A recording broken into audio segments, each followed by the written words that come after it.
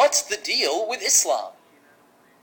Bismillahir Rahmanir Rahim. In the name of God, the most merciful, the ever merciful. Assalamu alaikum, peace be upon you, and welcome to What's the Deal with Islam? Answering your questions about Islam and Muslims. Today's question is, what is Islam?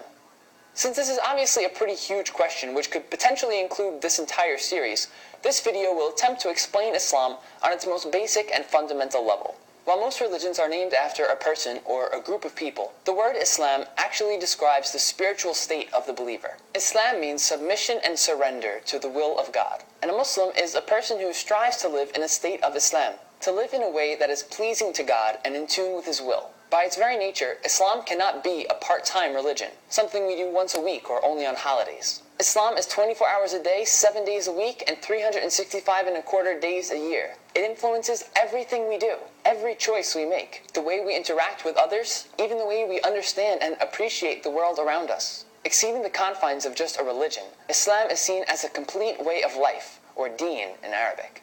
In an even broader sense, Islam is understood to be the natural state of all creation.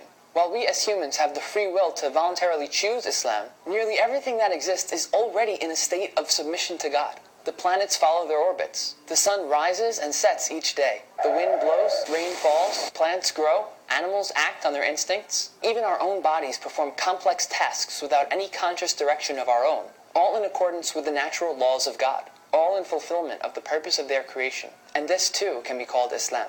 In the same sense, Islam is seen as the natural state of human existence. At birth, we are in a completely pure and natural state, aware of God and in sync with His will. This innate nature we possess is known as our fitrah. Though we acquire a variety of beliefs and personality traits as we grow up, that fitrah remains with us. Whether we call it our conscience or moral intuition, it's the reason we know deep down that God exists, that we recognize basic right and wrong, and that we long for a spiritual connection with the divine.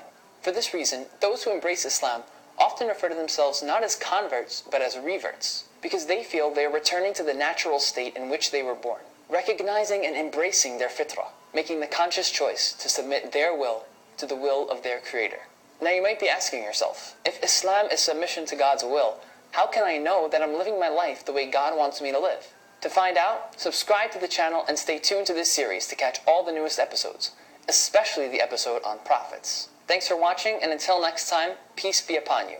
Assalamu alaikum.